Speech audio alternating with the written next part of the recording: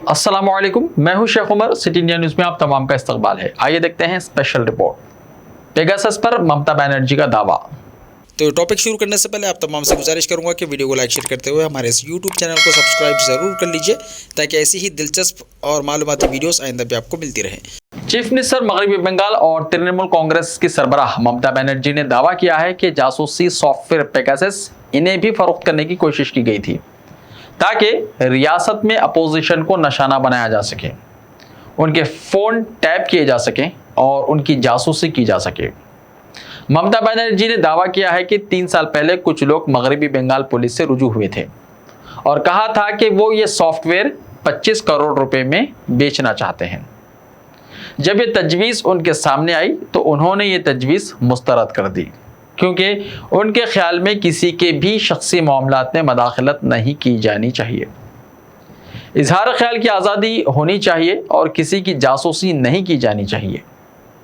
ममता बनर्जी का कहना था कि अगर ये सॉफ्टवेयर कौमी सिक्योरिटी के लिए होता या कौमी मफाद में होता तो ये अलग बात होती, लेकिन इसे सियासी मकसद बरारी के लिए इस्तेमाल किया जा रहा है जो नाकाबिल कबूल है।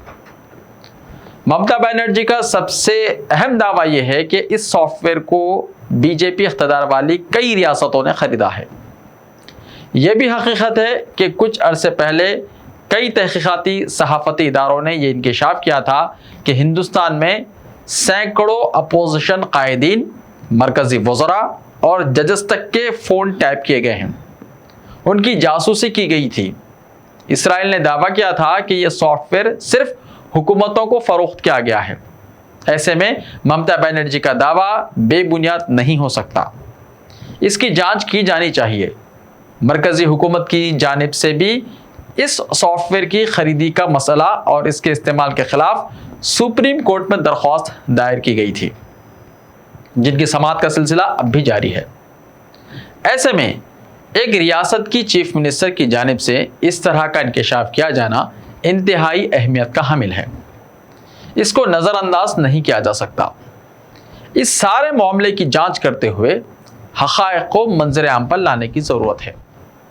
यह भी जांच होनी चाहिए कि मरकज़ी हुकूमत ने अगर ख़रीदा है तो इसकी हिदायत किसने दी थी और मुल्क के किन किन रियासतों में यह सॉफ्टवेयर ख़रीदा गया था और इसकी कीमत किसने चुकाई।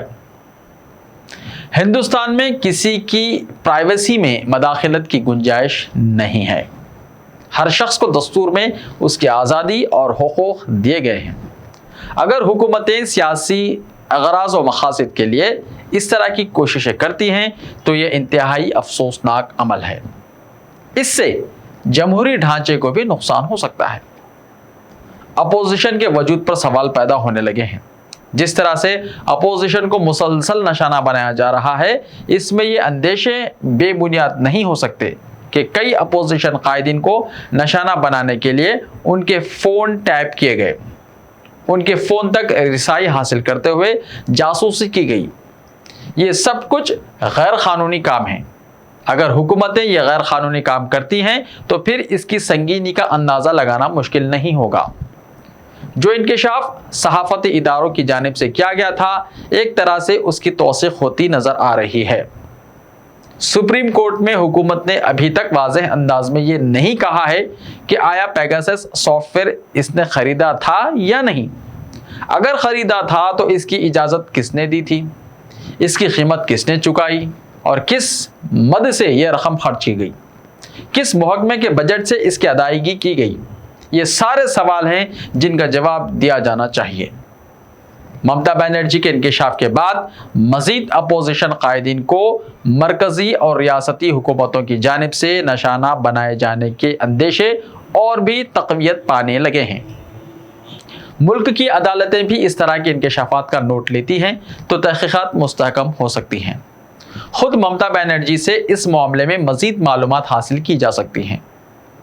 बंगाल पुलिस से वो कौन से अनासिर थे जो इस सॉफ्टवेयर की फ़रोख्त के लिए रुजू हुए थे, ममता बनर्जी तक ये तजवीज़ किसने पहुंचाई थी, किसने इसकी कीमत का तयन किया था, कौन से अनासिर ऐसे थे जो चाहते थे कि यह सॉफ्टवेयर इस्तेमाल किया जाए, उनके मकासद क्या रहे होंगे।